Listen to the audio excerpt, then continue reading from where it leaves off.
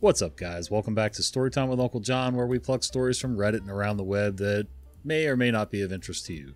We do Tales from Tech Support, Malicious Compliance, experimented with the subreddit Am I the A-hole the other day, and that seemed to be pretty well received as a occasional fill-in. A lot of you guys don't always like that subreddit, so we won't throw that in all the time, but we do like to mix it up from time to time here. So anyway, no cats with me at the moment, but I'm hoping they'll make an appearance here soon. They have had their dinner, but they're off bathing and napping and doing cat things. So, all right, till then, let's get to the stories. Okay, I'll do it your way. Back in the 2000s, I worked in a bank, and for 2 of those years, I was the head teller. As the head teller, I also had to keep up with the cash in the vault. Now, it's never a good look for a bank to run low on money, but it happens. With that being said, I would try to order so that I didn't have too much, but enough on hand to keep us from panicking. Now on to the story. There was a system that would tell me at the end of the week how much money I should order and or ship out.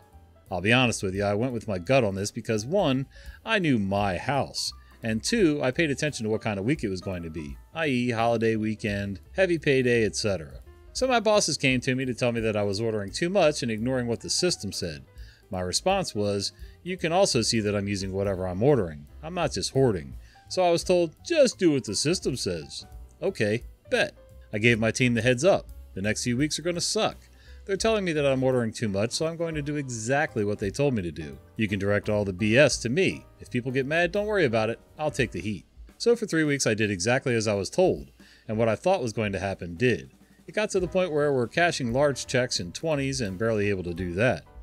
Apparently the complaints started going uphill because the following conversation happened. Bosses says, we're getting complaints about the branch not having enough big bills. I said, well, I figured that would happen. Bosses said, well, we want to know why. Then I told them, well, I'm doing exactly what I was told. Whatever the system's telling me to do, I'm doing. But y'all already knew that. Bosses said, well, this can't keep happening.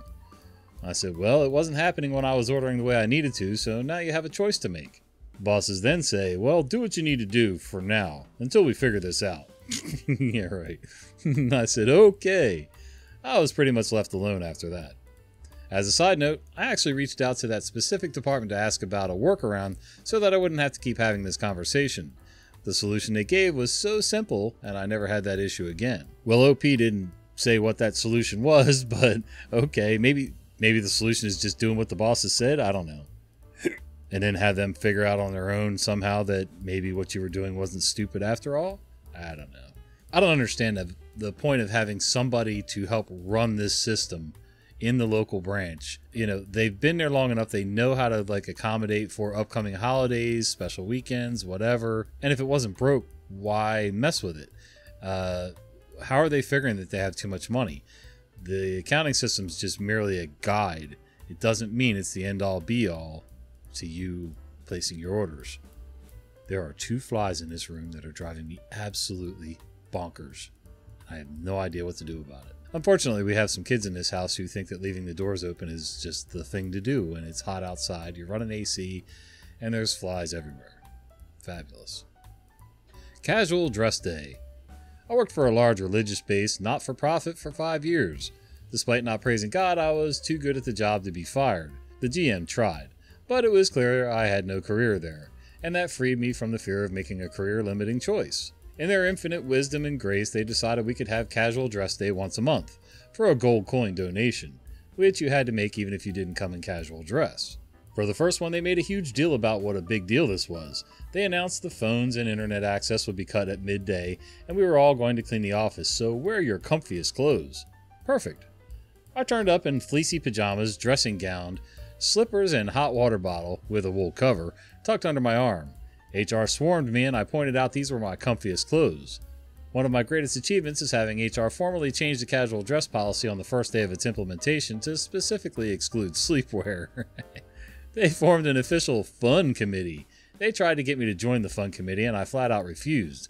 After the first casual dress day, they invited another charity to speak at lunch and gave them the donation money. So when they had someone talking about mental health, they had a theme of crazy, very tasteful and sympathetic. They gave a prize to someone who wore a hat with eyes on it and someone who wore odd socks. I hired a cow costume and came as a mad cow. I didn't get a prize. I kind of miss having a job where I just didn't care anymore. Listen, corporations, companies, non-profits, for-profits, whatever, they're always doing this kind of stuff.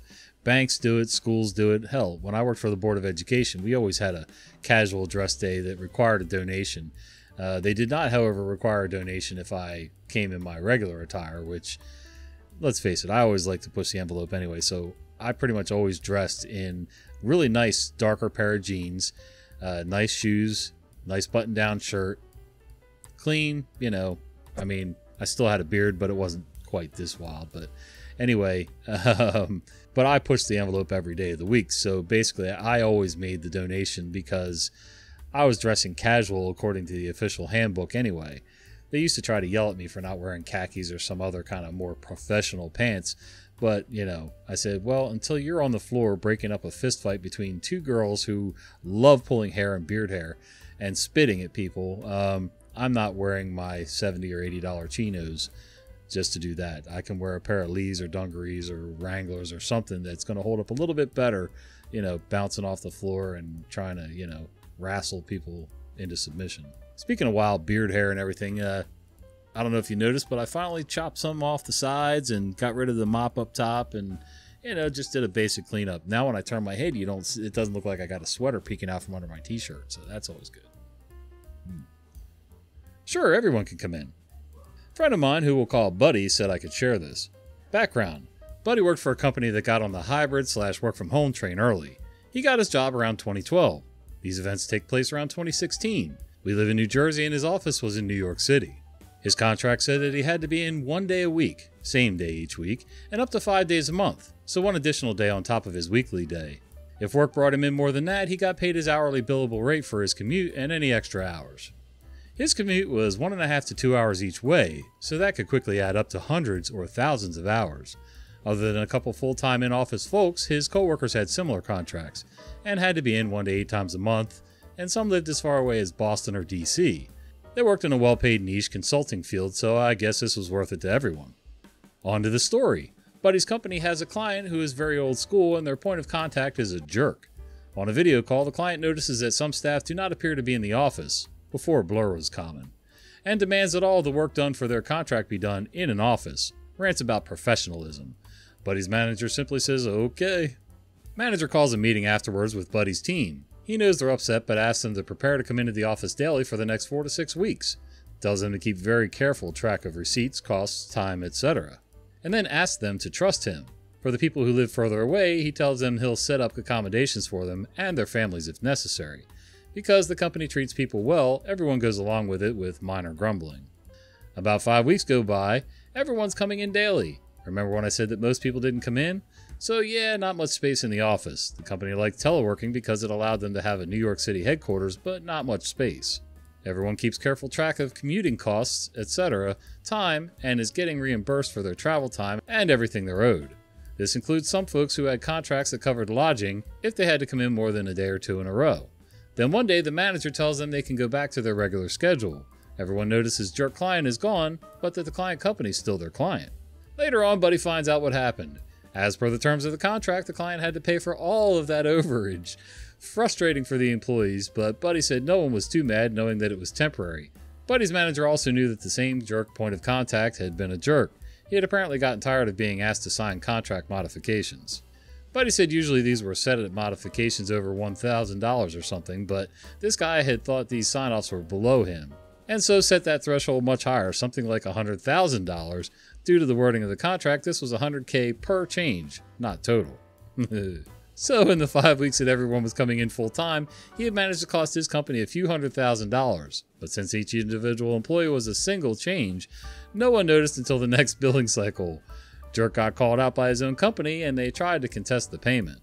Turns out the contract was very clearly written, and the client had to pay. On top of that, this is a pretty niche field, and so the client didn't really have many other options if they wanted to change consultants at that point. Jerk point of contact got fired, and according to Buddy's manager, couldn't really find work in their smallish field. Buddy and his coworkers got a nice chunk of money. Well, good for Buddy and his coworkers, man. You know, I understand that for many, many decades that it was more professional for people to be working from an office. I get it. It was a better way to drive production and keep track of costs and things like that, even after the modern technology started coming into play with, telephones being what they are now and computers and video chats and things like that. And yeah, careful what you wish for because it just might cost you hundreds of thousands of dollars. Yeesh. Make sure to understand corporate policy. Some years ago, I was working for a large corporation. One of the responsibilities of the team I was on was to offer on-the-job training for employees and managers on a number of topics that are not important here. The point is, we took our job seriously and tried to do the best work we could. Among other things, that meant changing the training topics and content on a regular basis to make sure it was up to date with industry standards and to what our colleagues actually needed to know. At some point, we were approached by corporate HR. Apparently, our trainings were bypassing most of the central controlling and approval processes, which was creating issues for them. I could understand that, however, these processes were awful, slow, unnecessary, bureaucratic, and HR showed no interest in improving them. There was no way we could follow them without sacrificing our quality standards. I could have outright refused to follow them and created a massive conflict, but there was a better way. We set up a workshop with HR to make sure we understood the processes we needed to follow, in detail. Over several exhausting hours, we mapped out every single step that needed to be done, by anyone, along every step of the way. Flip charts with scribbles and diagrams quickly filled up every square foot of available wall.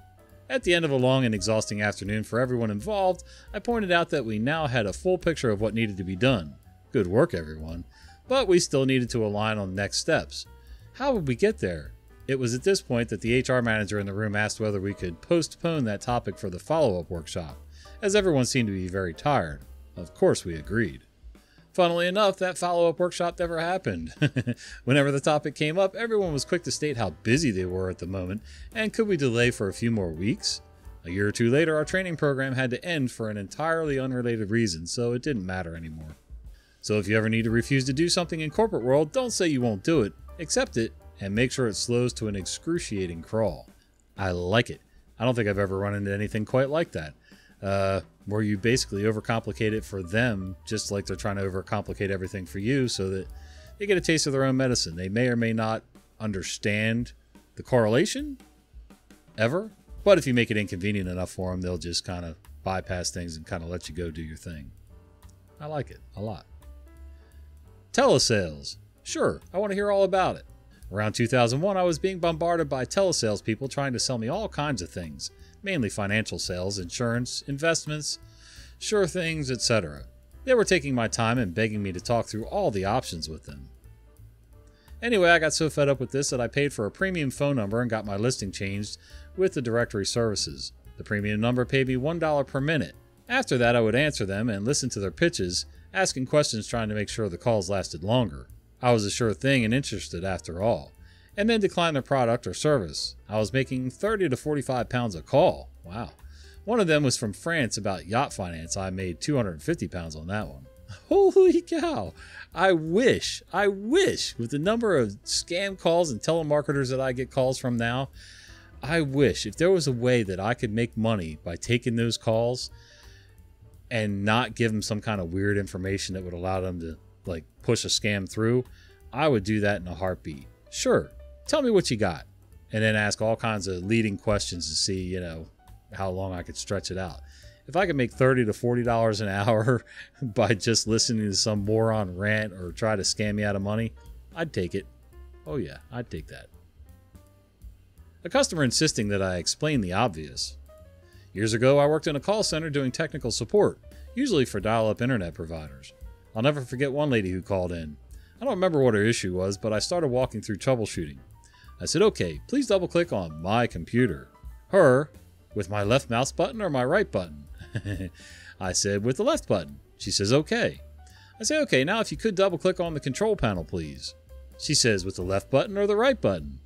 I said, oh yes, with the left button. When someone says double click, they're always referring to the left button. Her, I don't care. I want you to tell me every time what button to use. So I did. For the rest of the conversation, every single time I asked her to double click on something, I would pause and say, with the left mouse button, as if that was something unusual. She complied, but I could tell by her tone that she was getting frustrated with it. She never said that I could omit the added instruction though, so I just kept it going. Eventually the problem was solved and we disconnected. Nothing came of it, but I hope the next support desk she spoke to didn't need to explain it to her again. I could see if you're brand new with computers and, somebody has you keep asking left or right mouse button. Okay, fine. But once they've told you, listen, anytime somebody says double click on something or just to click on something, it's always going to be the left mouse button. If I want the right mouse button, that I will call specifically out. If she's unable to accept that kind of an answer, then there's something definitely wrong with her. She was pushing buttons for some reason. I don't know. Some people just like to be challenging and confrontational, but whatever. I mean, maybe she has zero control over anything else in her life, and this was it. That time, Karen tried to bully another mom and got an eyeful. I, 33 female, unexpectedly gave birth 2 months earlier than my due date. Thankfully, baby and I are doing great. We've now made it home. As you can imagine, coming that early meant baby needed a rather long stay in the infant SPA NICU. Now that we're home and I've been able to process everything, I wanted to share a moment of malicious compliance that helped bring some levity to a really scary experience. One of the most important things for a baby, especially preemies, is skin-to-skin time, which is where mothers or fathers will either be topless or open their shirts to cuddle their infant. Baby struggled with jaundice, so our skin-to-skin time was very limited at first because of light therapy. We had been moved to a new location in the NICU, and right next to another baby and across from 2 others. A standard of care in the NICU is monitoring the baby's breathing, heart rate, and oxygen levels.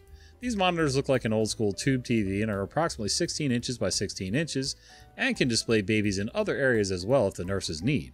So I'm new to this little care area, and I'm getting ready to set up the hospital-provided screen so I can get my skin-to-skin time, but realize I may end up blocking the monitor for the baby next to me from the nurse. I asked the nurse if she can still see or if my setup was blocking anything for her. Obviously, I don't want to interfere with the care of another patient. She tells me everything was good, so I settle in for some much-needed snuggles. Not even 10 minutes later, I feel someone in my space and look up to see a woman glaring down at me. Once I've made eye contact, Karen starts in on me, while topless and holding a baby, so very vulnerable, about how I'm blocking the nurse from caring for her baby. When I try to explain I asked before setting things up, she refuses to listen and continues to lecture and gets more aggressive and angry about how I'm causing her baby to not receive appropriate care and am pushing her out of the care area. After all the emotional stress and frustration of being in the hospital, I finally snapped, looked at the nurse and told her to take away the screen.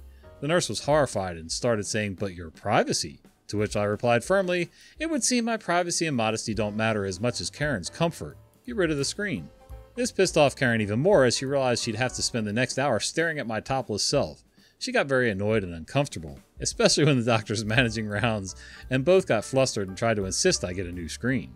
I may have been the a-hole, but I simply was done, and stared right back and said, "According to my neighbor here, my privacy doesn't matter, so we'll all get to be uncomfortable together." I improvised that one. When I tell you, if looks could kill, I'd be dead, I'm not joking. The doctors didn't want to deal with it, and the nurses who had to deal with it were laughing quite a bit. Then they brought the screen back out and tried to show Karen that they can totally see all her baby's stats on any monitor, so there was no reason for this outburst. I wish I could say this was the last time she freaked out about this, but she pulled the same kind of stunt almost every time I tried to snuggle my baby, until her baby was finally discharged a week later. But seeing the look of shock on her face when I just forced everyone to look at my boobs is probably going to make me giggle every time I think of it. It's always uncomfortable when, even me with my moves, I don't really go topless anywhere. I'm not built for that. It's just one of those things. I know it. I realize it. I own it. Even when I go swimming at the beach, most of the time I've got some sort of, I'll wear the t-shirts with the cut off arm sleeves so that I can just stay covered for everyone's sake, including mine. And I don't get a really bad sunburn, which is always a plus. And I'll swim in that. But, if somebody's going to insist like that, then, you get what you get. Again, it's somebody else wanting to control things who has no idea what she's talking about. She just wants total control. And, she got it. To a point. All right, guys, thanks for joining in today. I hope you enjoyed the stories. And if you did, do me a favor, start clicking those little buttons down there to see what all them things do. Click like, dislike, whatever. And until the next one, we'll see you.